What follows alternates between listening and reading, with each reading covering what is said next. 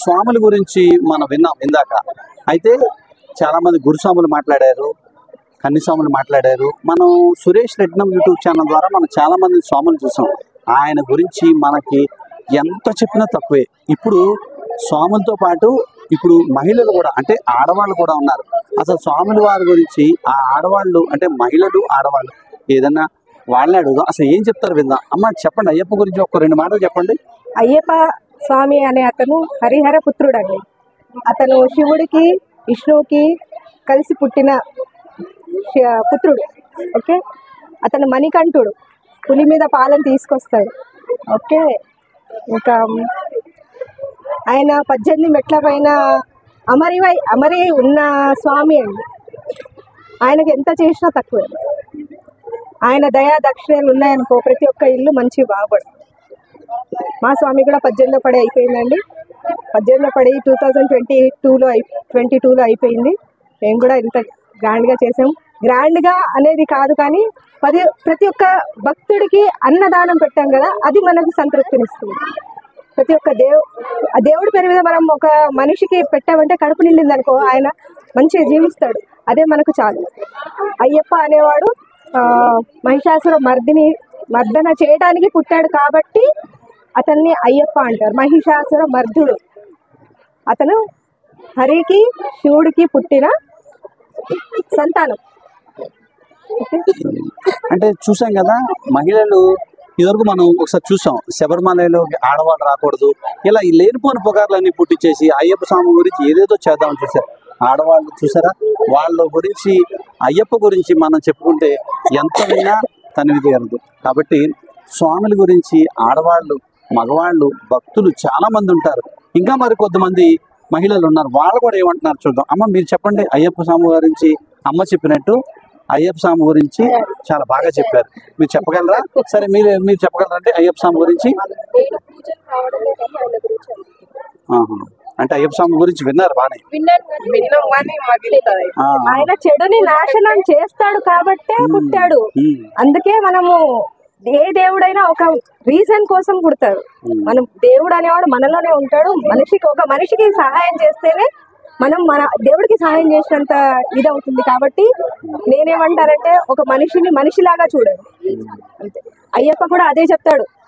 అయ్యప్ప కానీ శివుడు కానీ అమ్మవారు కానీ ఎవరైనా ఏం చెప్తారు, ఒక మనిషిని మనిషిగా గుర్తించండి అంతే. ఇంకా దానికి మించి ఇంకా మనం ఏం చెప్పలేదు.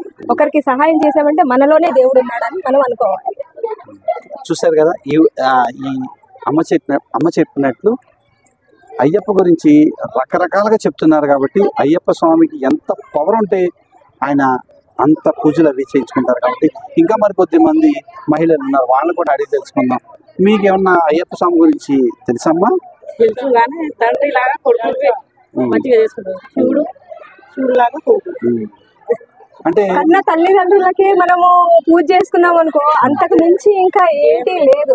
ఆయన చెప్పేది కూడా అదే, ఫస్ట్ గురువు, తండ్రి, తల్లి వాళ్ళని పూజించండి, ఆ తర్వాతే నన్ను పూజించండి అంటారు. చాలా కొత్త విషయం చెప్పారండి మీరు.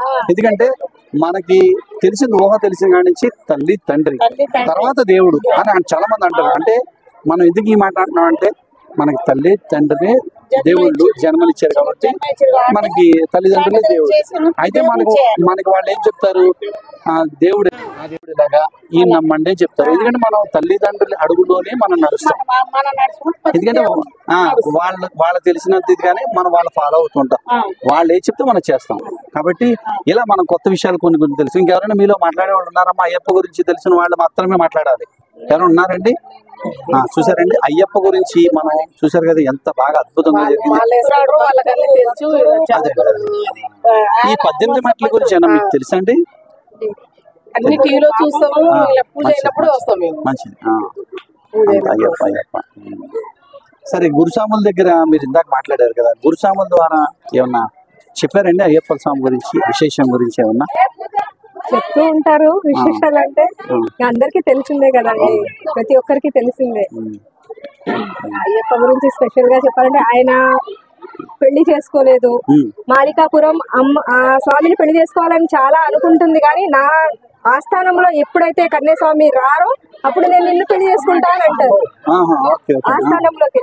కానీ అది జరగని పని. ఎప్పటికైనా ప్రతి ఒక్కరు కొత్తగా వేసుకునే వాళ్ళు కన్యాస్వామి కిందకైనా వస్తారు కదా. కన్యాస్వామి అంటే ఫస్ట్ వేసుకునేవాళ్ళు. వాళ్ళు వేసుకున్నారంటే ఇంకా ఖచ్చితంగా ప్రతి ఒక్క సంవత్సరం మణికంఠులు కానీ చిన్నోళ్ళు కానీ పెద్దోళ్ళు కానీ ఒకరు ఖచ్చితంగా వేసుకుంటారు. కాబట్టి ఇంకా అది జరగదు. మహిషిని ఎప్పుడైతే చంపుతాడో మహిషియే నన్ను పెళ్లి చేసుకొని కోరుకుంటుంది. కానీ నేను నీకు ఒక వరం ఇస్తాను. ఏ రోజైతే నీకు నా దగ్గర కన్యాస్వామి రావడం మానేస్తారో అప్పుడు నేను నిన్ను పెళ్లి చేసుకుంటానని చెప్తాడు. గుడి అన్నాడు. గుడి పెళ్లి చేసుకుంటా అంటాడు. ఓకే, మీ మాట కట్టొచ్చానని కాకుండా ఏంటంటే ఆ పేరు ఏదో చెప్తున్నారు, మహిష మాలికాపురం అమ్మవారు. అంటే మహిషాసురునే తర్వాత మళ్ళీ చంపిన రాక్షసి నుంచి బయటకు వచ్చినాక మాలికాపురం అనే మాతగా అడుగుతారా పెళ్లి చేసుకోమని. మహిషుడే అడుగుతాడు. మళ్ళీ ఆడజన్మ తీసుకొని అడుగుతుంది ఏమని, నన్ను పెళ్లి చేసుకో స్వామి, నీ వల్ల నేను పాపాన్ని నుంచి విముక్తుని అయ్యాను కాబట్టి నన్ను పెళ్లి చేసుకోండి అని చెప్తుంది. కానీ ఇది జరగని పని. నేను ఈ అసలు అయ్యప్ప అంటే కన్నే మొత్తం బ్రహ్మచారి. హనుమంతుడే లాగా ఇతను కూడా బ్రహ్మచారి. మంచి కొత్త విషయం చెప్పారండి.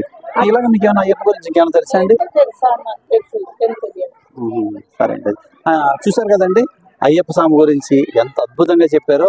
చూస్తూనే ఉండండి సురేష్ రెడ్నం యూట్యూబ్ ఛానల్. మీకు నచ్చితే వీడియోలు లైక్ చేయండి, షేర్ చేయండి, కామెంట్స్ కూడా పెట్టచ్చు. మరొక వీడియోతో మళ్ళీ కలుద్దాం. ఇంకొక ఏరియాలో అయ్యప్ప స్వామిని ఎక్కడ పూజలు ఉంటే అక్కడ మన సురేష్ రెడ్నం యూట్యూబ్ ఛానల్ ద్వారా కొంతమందిని అడిగి స్వామియే శరణమయ్యప్ప